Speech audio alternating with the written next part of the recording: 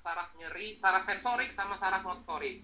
Saraf sensorik ini memberikan sensasi rasa, saraf motorik ini yang mengganggu, yang membantu pergerakan. Nah, radiofrekuensi ini tadi dia akan menargetkan saraf sensorik sehingga saraf sensorik yang di lutut ini tadi tidak berfungsi lagi, dimatikan sarafnya.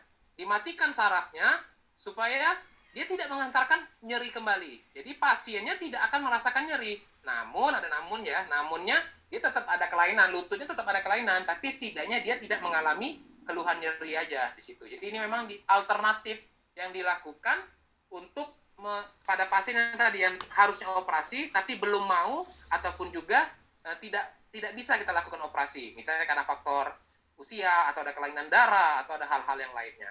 Ini radiofrekuensi dilakukan sama dokter ortopedi, dokter Lutfi, yang memang timnya nggak bisa sendirian. Ini ada dokter anestesi, dokter Aidil, dan juga ada tim Derekos juga yang sambil kita fokus ke lututnya tadi, itu matikan saraf nyerinya. Nanti di sini akan dikirim gelombang menggunakan alat inomet, mengirim gelombang radio yang akan memberikan sensasi panas. Memberikan sensasi panas sehingga nanti suhunya bisa mencapai ratusan yang panas itu, nanti sarafnya akan mati, ablasi ya. Nah ini jadi pasiennya biasanya dibius, tapi bukan bius tidur, enggak, sedasi ringan, jadi hanya melayang, enggak merasakan nyeri, masih bangun, namun enggak terasa sakit apa-apa, seperti itu. Jadi namanya itu adalah GNRA atau Genicular Nerve Radiofrequency Ablation. Jadi genicular nerve ini nama saraf di lutut, saraf genicular. Radiofrekuensi itu adalah gelombang radio, ablasi itu ya kayak untuk mematikan si sarafnya itu tadi, seperti itu. Jadi ingat, ini sebenarnya tidak memperbaiki struktur, namun memperbaiki fungsi. Kenapa? Karena ini salah satu goals dari pengobatan osteoartritis yang diterapkan oleh American Rheumatic Association, itu ada 3 goals pengobatan osteoartritis. 1, menghilangkan nyeri. 2, meningkatkan fungsi. Dan ketiga, memperbaiki kualitas hidup. Nah, itu tiga-tiganya itu bisa tercapai dengan radiofrekuensi. Kalau pasien tidak mau ataupun juga tidak dapat dilakukan operasi tadi. Nah, ini adalah aspirasi ini apa? Nah, ini merupakan keluhan yang paling sering juga ya. Jadi gini, ketika osteoartritis yang tidak diobati dengan baik, saya bilang tadi ya, saya bilang sebelumnya itu, dia akan mengalami peradangan. Karena apa? Karena gesekan terus tulangnya, bergesek. Peradangan, efek samping dari peradangan adalah pengumpulan cairan. Jadi, nanti di lutut itu yang seharusnya hanya ada cairan sendi, tercampur dengan cairan-cairan inflamasi. Sehingga nanti lututnya akan bengkak, besar, merah, dan panas. Nah, ini tindakannya harus mau tidak mau, cairan itu harus kita ambil ya. Ini saya ada videonya juga ya, dilakukan tindakan aspirasi ya. Jadi, ini lututnya ini pasien ini nyeri lututnya sudah sebulan ditahanin, bengkak. Nah ini sampai darah keluar ya. Itu kita ambil dengan guiding USG. Jadi kita benar-benar lokasi ini yang merah hitam-hitam ini adalah cairan semua. Tadi ada kayak putih-putih, itu jarumnya masuk. Tapi jarumnya ini untuk mengisap langsung dari cairan yang ada di ini tadi ya. Jadi nah ini saya mumpung stop videonya ya. Ini yang hitam ini adalah cairan semua. Normalnya nggak sebanyak ini cairan sendi. Jadi harus kita ambil. Ini hasilnya nih, ada 10, 20, 30, 40, 50, 60 mili cairan yang di lututnya. Pasien itu saking sakitnya nggak bisa berjalan. Namun setelah diambil, ya bisa berjalan lagi, kayak gitu. Karena nyerinya sudah jauh berkurang. Ini sangat-sangat sering terjadi. Biasanya nanti kalau cara mudah tandanya apa? Tandanya ketika misalnya ada pasien sakit, lututnya bengkak, merah, hangat, pegang aja tangannya, pegang aja lututnya. Kalau dia hangat bener, artinya ada cairan biasanya. Kalau dikonfirmasi dengan USG, nanti ada gambaran hitam. Saya post lagi ke videonya. Sorry nggak kelihatan itu ya.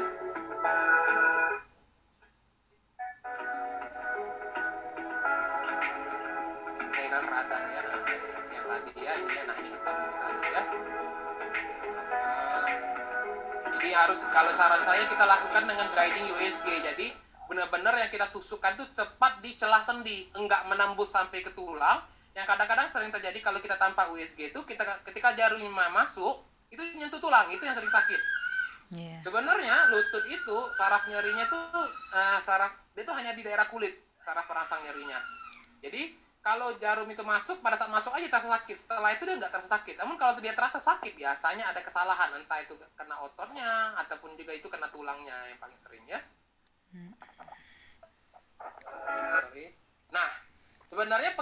kedokteran itu sendiri adalah pengobatan yang kompleks. Dibutuhkan kolaborasi antar divisi untuk mendapatkan hasil yang maksimal. Jadi sebenarnya satu pasien ini bisa melewati semua fase pengobatan ini. Namun harapan kita sih selesai sampai dengan olahraga saja kalau bisa. Olahraganya yang memperkuat bagian lutut sama untuk mengurangi berat badan tadi ya. Jadi nggak bisa sendirian. Jadi kalau dulu mungkin mohon maaf ya, kedokteran dulu mungkin lebih satu dokter bisa mengobati semua. Cuman kalau sekarang sih menurut saya idealnya bekerja sebagai tim. Karena satu dokter nggak bisa mengobati semua. Harus ada kolaborasi dari timnya. Iya. Sekalian mohon maaf, sekalian promosi juga. Inilah klinik Rekons yang kebetulan saya pimpin juga. Di sini kami tim dokternya ya multiple spesialis. Ada saya, ada Dokter Ismail. Beliau ini adalah khusus konsultan bagian lutut dan panggul. Kemudian ada Dokter Doli untuk bagian tulang belakang, kemudian Dr. Henry Saraf, Dr. Aidil anestesi, dan Dr. Lutfi dan juga Dr. Ramadan. Jadi di sini kami ada 8 spesialis yang memang bekerja untuk menghilangkan keluhan nyeri ya. Nah, kenapa sih di sini? Ya karena kita pertama pendekatannya multidisiplin. Jadi kadang-kadang sering pasien itu mohon maaf berobat tuh males. Kenapa? Karena ketika dokter A rujuk ke dokter B. Dokter B prakteknya minggu depan. Di sini enggak, di sini kita multidisiplin. Jadi satu penyakit itu pendekatan dari berbagai dokter itu sendiri yang terintegrasi dengan fisioterapi dan olahraga. Sorry. Jadi ya di situ ketika dibilangkan untuk fisioterapi ya di tempat itulah kita juga bisa fisioterapi. Nggak perlu lagi nunggu jadwal minggu depan ataupun juga pindah ke tempat lain. Dan kita melakukan pendekatan patient center. Jadi di sini ya kita fokus ke pasien. Fokusnya ke pasien, jadi dokternya yang datang ketika ini satu pasien bisa 3 dokter kayak foto yang tadi saya bilang ya, kayak ketika radiofrekuensi ini ada sebenarnya ada 4, 2 lagi, ada dokter di belakang lagi, ada 2 lagi, berempat untuk mengobati ibu ini yang sakit lutut pada saat lutut.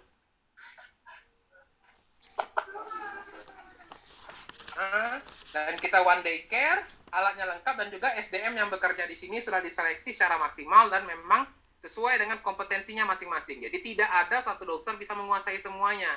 Pasti nanti mereka akan refer satu sama lain, saling membantu ataupun juga berkolaborasi untuk mengobati pasien tersebut.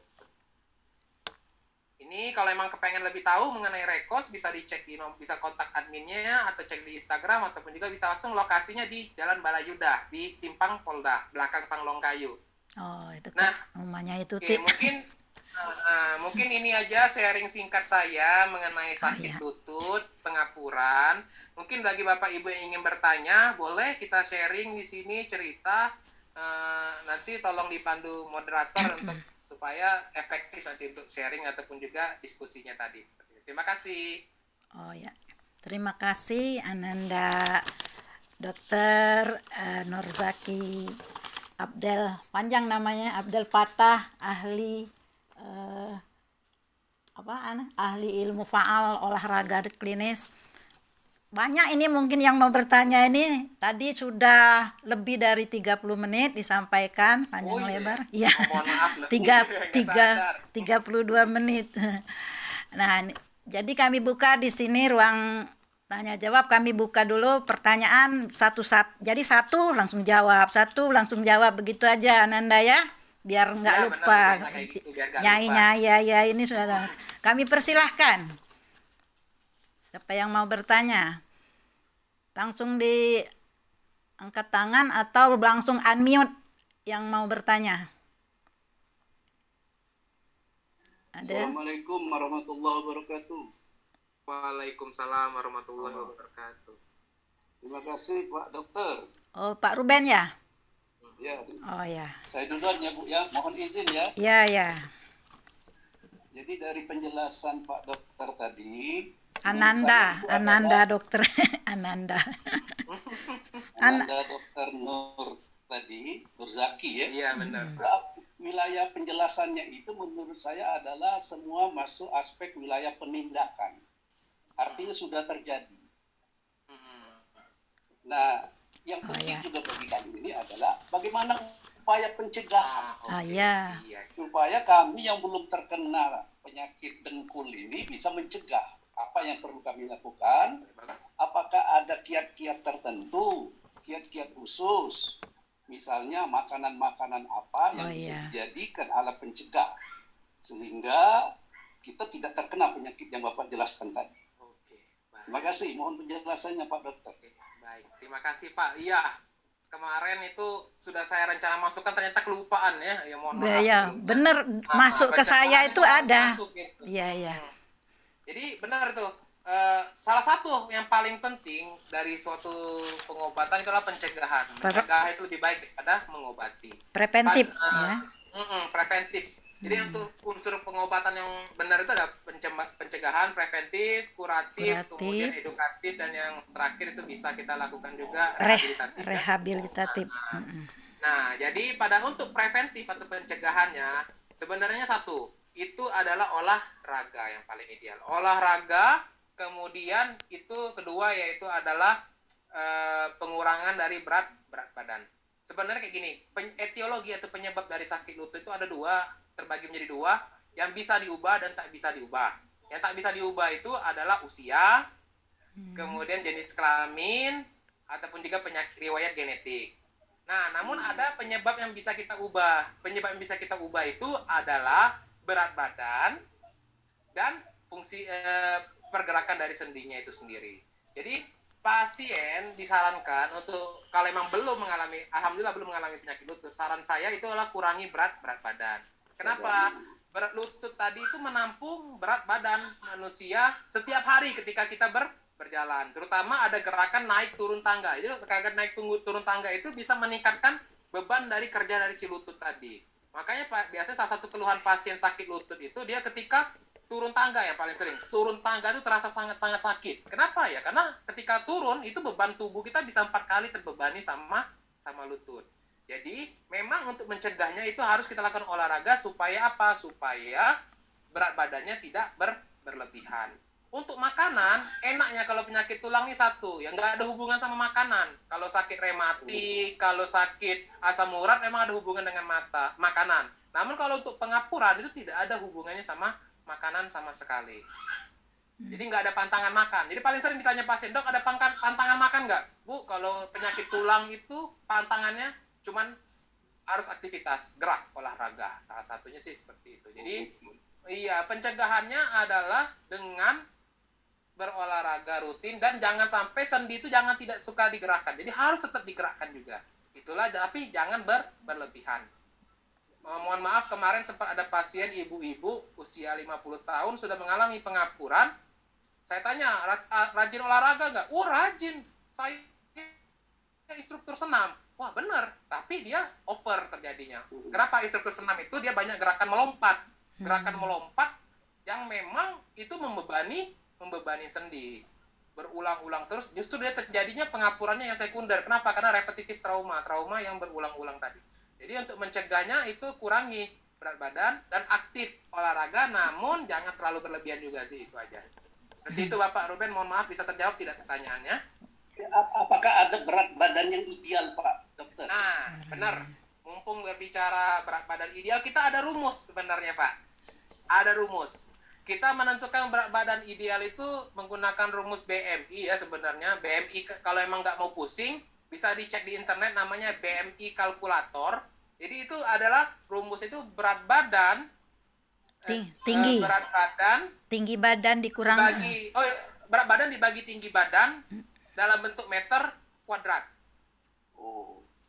Jadi nanti hasilnya ada range-nya, ada 30 ataupun berapa. Ini saya coba share di chat ya, nanti saya coba cek dulu ya. Saya share dulu ya. BMI classification ya. Jadi ini dilihatnya jangan klasifikasi Amerika, tapi klasifikasi Asia, karena berbeda.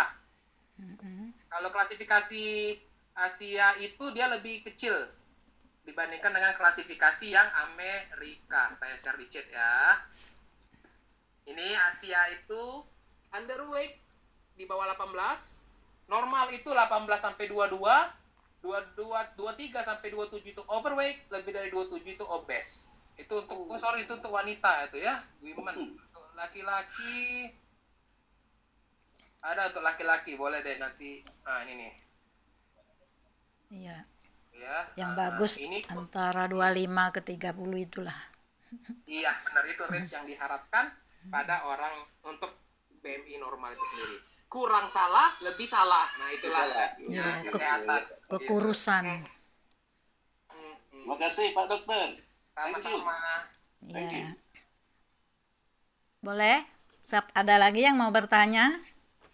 Kami persilahkan. Mau tanya dokter, Boleh, Pak. itu olahraganya berapa lama ya? Nah, benar. Oke, itu pertanyaan juga lumayan sering nih yang ditanyain pada pasien ya. Olahraga. Jadi, olahraga tadi saya bilang, bagaimana sih olahraga yang benar dan yang tepat, tidak berlebihan, tidak kekurangan. Nah, itu yang paling kita cari, yang ideal jadi namanya di tengah-tengah. Karena jujur saya sering cerita sama pasien, "Ibu olahraga nggak?" Paling sering ibu-ibu nih, "Ibu olahraga nggak?" "Oh, saya olahraga, saya ngurusin rumah, saya nyuci piring, saya nyapu." Nah, itu sebenarnya bukan olahraga. Jadi kita harus tahu dulu definisi olahraga itu apa. Jadi olahraga itu ditandai dengan peningkatan dari heart rate ataupun juga detak jantung. Iya, Nah, nadi. detak jantung kita itu terbagi menjadi detak jantung nanti itu kita tentukan berdasarkan maksimal heart rate, di mana rumusnya max heart rate itu saya ketikin ya 220 dikurangi usia. Jadi saya misalnya usia saya 20 tahun, maka maksimal heart rate maksimum saya itu adalah 200. Kita katakan olahraga ketika kita mencapai 60% dari maksimum heart rate. Jadi kalau usia saya 20 tahun itu saya harus mencapai heart rate saya 110 untuk bisa dikatakan olahraga. Atau kalau mau tahu cara mudahnya, gini aja, kalau kita masih bisa nyanyi selama melakukan aktivitas itu namanya olahraganya terlalu ringan. Itu cara Ngos-ngos. mudahnya. Jadi kita ada Nafas, tesnya sebenarnya. iya. Iya, kalau kita masih bisa bernyanyi selama misalnya kita jalan santai nih masih bisa nyanyi, halalala, itu artinya tidak olahraga. Namun kalau kita berbicara mulai tersengal, itu sudah pas olahraganya. Namun kalau kita sampai tidak bisa berbicara sama sekali, itu sudah over berlebihan. Jadi cara mudahnya itu aja untuk olahraga yang tepat. Nah, itu mengenai olahraga tadi. Jadi berapa lama yang idealnya? Idealnya seperti ini. Olahraga itu ketika kita mencapai 60% maksimum heart rate itu disarankan berkisar antara 30 sampai 45 menit saja, cukup 3 kali dalam 1 minggu. Jadi nggak harus setiap hari olahraga, diselangin sehari. Jadi olahraga efektif 30 sampai 40 menit dengan maksimum heart rate 60% dari maksimum heart rate yang dilakukan 3 hari dalam waktu 1 minggu. Itu adalah olahraga yang efektif dan ideal. Di bawah dari itu kurang, lebih dari itu berlebihan. Oleh karena itu kalau kita olahraga berlebihan justru meninggal lebih cepat. Makanya banyak atlet yang meninggal cepat. Meninggal di lapangan. Bisa meninggal di lapangan atau juga meninggal lebih cepat. Makanya umur atlet yang over exercise itu nggak pernah ada yang jangka panjang seperti itu. Karena dia over exercise. Jadi olahraga kalau salah juga justru membunuh. Jadi harus yang ideal tadi. Itu seperti itu. Seperti itu Pak kira-kira. Menjawab nggak kira-kira Pak Dani? 30 sampai 40 menit 3 kali seminggu. Nah, Iya, dengan 60% dari maksimum heart rate-nya. olahraga untuk umur kami ini maksudnya apa? Itu olahraga yang disarankan sama kayak ketika di slide tadi ya Bu ya. Untuk yang ada keluhan sendi ataupun juga usia lanjut, saya sarankan 2 sebenarnya ya. Sepeda di tempat bisa, karena itu tidak membebani sendi. Kedua itu berenang, karena dia lagi-lagi terbantu sama air. Dibantu sama tekanan air untuk bisa menahan berat badan kita dan jauh lebih mudah untuk bergeraknya seperti itu. Jadi pada pasien terutama yang mengalami keluhan sendi, berenang dan sepeda itu sangat-sangat baik dilakukan. Kalau emang nggak suka berenang, nggak suka bersepeda, jalan santai aja sudah cukup. Namun pastikan heart rate-nya tadi 60%. Jadi jalan cepat, bukan berlari. Karena ketika berlari akan ada impact ketika kita landing. Impact-nya ke lutut itu nggak baik. Jadi jalan cepat ataupun jalan biasa seperti itu. Oh ya. Musim penghujan ini dia di rumah karena Di rumah jalan santai di rumah keliling-keliling. Oke, menarik nih. Makasih, dokter. Ada lagi yang mau bertanya? Ada obatnya obat kalau obat. Obat tadi yang pengobatan tadi. Nah, obat tablet kayak itu. Tadi kan obatnya kan olahraga. Kalau obatnya vitamin atau apa gitu yang bisa kita untuk makan. pencegahan, untuk preventif. Kan gitu. Ya termasuk juga yang sudah kena sedikit kan obat apalah kira-kira kita telan sehari-hari gitu supaya dia stabil gitu. Katanya Vitamin. buah-buah belulu itu apa katanya katanya Orang kali. ulang kali kata Wong tuh rebus ulang itu makan tuh katanya itu banyak anunya katanya apa itu nggak tahu gitu. Jadi Tapi ya obat kimianya kira-kira pernah saya dengar itu glukosamin itu Glukosamin. bagus nggak diminum Oke. glukosamin itu. Jadi katanya kalau minum glukosamin sering terus katanya bisa bikin naik gula katanya gitu. Benar nggak itu? Ya, itu aja. Saya jelasin dulu ya Pak ya. Jadi memang tadi saya singgung ya sengaja farmakologi ya, pengobatan obat-obatan karena mungkin itu memang sudah biasa ya. Jadi secara umum obat spesifik untuk lutut itu yang mengobatinya itu ya nggak ada spesifik memperbaiki itu ya. Adanya ada 1-2 suplemen yang memang bisa menunjang, namun penelitian menandakan memberikan hasilnya itu masih rancu. Ada yang mendukung, ada yang tidak mendukung kayak gitu ya. Obat-obatan biasanya diberikan dokter itu adalah obat yang bersifat untuk menghilangkan rasa nyeri. Yang paling ringan, dari yang paling ringan obat-obatan itu paracetamol. Itu adalah obat nyeri yang paling ringan dan yang paling aman. Kalau misalnya lambungnya masih agak kuat, kita bisa berikan ibuprofen, bisa meloxicam, bisa natrium diklofenak, bisa kalium diklofenak. Itu semua adalah obat-obat nyeri. Namun pada kadang-kadang namun ada satu, obat nyeri itu efek sampingnya pasti ke lambung. iya. Efek sampingnya ke lambung, pasti sakit ulu hati nanti kalau makanan terlalu berlebihan. Biasanya kita bisa berikan obat lain, obat kalau nyeri lain yang tidak bekerjanya efek sampingnya tidak ke lambung, itu bisa berikan golongan koksib ya. Ada selekoksib, ada etoricoxib. Nama obat yang sering kita sebut ya, kalau selekoksib itu Celebrex, itu harganya 5 kali lipat ya, 5 kali lipat dari obat nyeri biasa, itu sekitar 200 ribuan harganya satu keping ya. Celebrex atau Sixtop atau Arcoxia, itu semua adalah golongan koksib semua. Itu golongan koksib itu dia efeknya nggak ke lambung, hebatnya dia nggak ke lambung, tapi efek sampingnya bisa ke jantung. Nah, pilihannya itu mematikan semua sebenarnya ya. Tapi itulah makanya saran saya berobatnya untuk menentukan obat itu jangan sembarangan makan obat sendiri. Kita temu dulu dokternya, kita carikan obat yang tepat untuk Bapak Ibu. Mentang-mentang nanti saya bilang, oh saya sakit lambung, saya mau makan obat yang nggak ke lambung, tadi ada Celebrex, saya beli Celebrex. Tahu-tahu ada riwayat darah tinggi, memperparah darah tinggi dan meningkatkan terjadinya resiko stroke ataupun juga serangan jantung. Jadi memang harus diserahkan kepada petugas itu obat yang bersifat untuk menghilangkan rasa nyeri ya. Bisa Analtram, bisa Tramadol, bisa Ketoprofen, kemudian bisa juga Analsik, itu adalah obat-obat yang biasa digunakan. Namun itu semua nggak spesifik untuk mengobati lutut, itu hanyalah obat untuk menghilangkan rasa nyerinya saja. Analgetik ya. Nah, ya itu analgetik. Namun tadi bagus tuh glukosamin, itu merupakan salah satu yang kayak gimana ya? Sebenarnya jadi dilema juga dari kedokteran yang berhubungan dengan pengobatan pengapuran. Glukosamin 5 tahun yang lalu didukung untuk diberikan suplemen untuk memperbaiki dari kartilago ataupun juga tulang rawan dari lutut. Namun 5 tahun belakangan ini itu mulai sudah mulai ditepis. Tidak ada hubungan pemberian glukosamin dibandingkan dengan diberikan tablet kosong. Jadi ada penelitian membandingkan ada beberapa ratus orang, satu diberikan glukosamin, satu kelompok diberikan glukosamin, satu kelompok diberikan tablet kosong. Tablet gula saja. Nggak ada bedanya. Sama-sama mengeluhkan, ada yang perbaikan, ada yang enggak. Jadi hasil penelitiannya P-nya nggak sampai 0,05, lebih besar dari 0,05. Jadi nggak ada hubungan sama sekali pemberian glukosamin terhadap perbaikan dari si lututnya tadi. Sekarang ada kecenderungan untuk berubah, bukan glukosamin yang diberikan, melainkan kolagen. Namun lagi-lagi itu semua masih diperdebatkan dan masih diteliti. Ada yang mendukung, ada yang tidak mendukung. Kebetulan praktek sehari-hari rekons kami karena sudah ada yang mendebang untuk menolak untuk memberikan glukosamin, kami memberikan pengobatan yang terbaru itu ya kolagen. Sebenarnya dari saya sendiri juga saya memperhatikan pasien pemberian kolagen ini gimana ya, masih sama-sama masih dipertimbangkan juga karena ada yang responnya baik, ada yang responnya kurang baik, biasa saja seperti itu. Jadi sebenarnya masih